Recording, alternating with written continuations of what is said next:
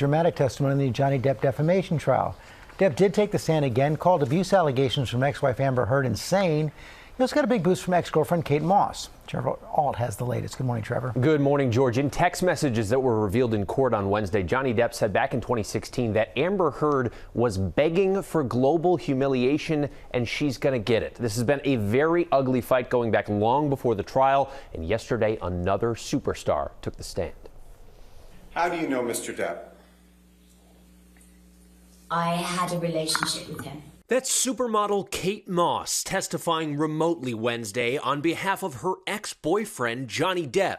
Did Mr. Depp push you in any way down the stairs? No.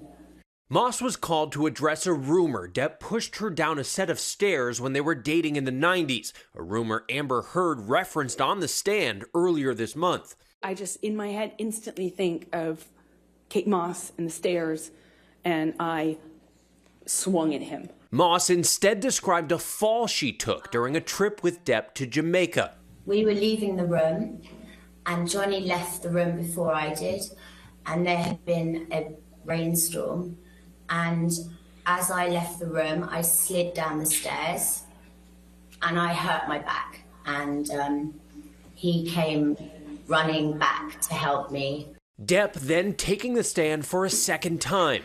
Miss Heard took the story and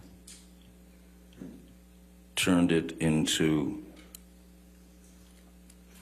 a very ugly incident.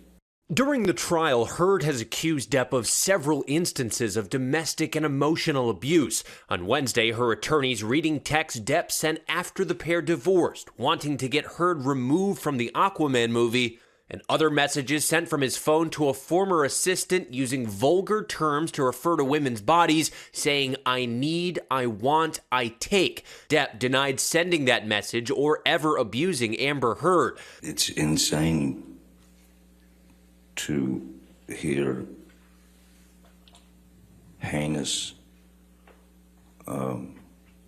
accusations of violence. And now a source close to Amber Heard calls Depp's testimony a performance and said if he'd been this good the last few years, he would have gotten those roles he lost. The trial resumes today with closing arguments scheduled tomorrow. George? Trial trash talk. Okay, Trevor, thanks very much. Chief Legal Analyst Dan Abrams is here. So he decided to take a stand after all. Yeah, and remember, initially it was Amber Heard's team who was claiming they were going to call him. I didn't believe that. He's now called by his own team. I don't know exactly why. I mean, remember, his legal team was very effective in cross-examining Amber Heard. You would think that they would sort of want to leave it at that. It feels to me like Johnny Depp almost insisted to his legal team, I want to get back up there on the stand. There are a few more things that I need to say. He takes a few more shots at Amber Heard, but he also faced cross-examination again, where there were more inconsistencies in his story. So I'm not sure why he wanted to take the stand so badly. He's looking beyond the jury and looking to the public? Absolutely, 100%. I think that's the whole point of this from Johnny Depp's perspective. How about Kate Moss, her testimony, how important? Helpful to his case, I wouldn't say critical. Remember, there was that one moment where Amber Heard referred to an incident where she was talking about Johnny Depp, she said attacking her, and she was thinking about that moment, remembering about Kate Moss and getting pushed down the stairs. Kate Moss testifies and says there was no such incident. Helpful for Johnny Depp, but not critical. You said critical. Tomorrow's closing argument, that could be critical. Absolutely. And here's why. Because it allows each side to cut through the noise, right?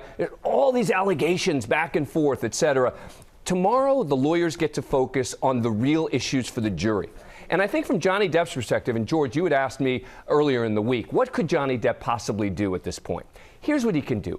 He can focus on a line in the headline of the Washington Post article that referred to sexual violence and say, that's the focus here. There was no sexual violence, even though she says that there was. There's a big legal argument right now about whether she wrote the headline or didn't write the headline. Should she be responsible for the headline, et cetera? That's the sort of detail that I think you may see in the legal arguments, in the closing arguments as to what the legal standard is, et cetera. But if they're truly in the weeds, he loses, right?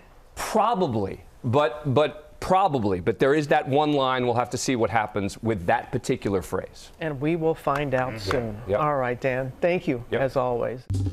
Well, hey, Hey there, GMA fans. Robin Roberts here. Thanks for checking out our YouTube channel. Lots of great stuff here. So go on, click the subscribe button right over here to get more of awesome videos and content from GMA every day, anytime. We thank you for watching, and we'll see you in the morning on GMA.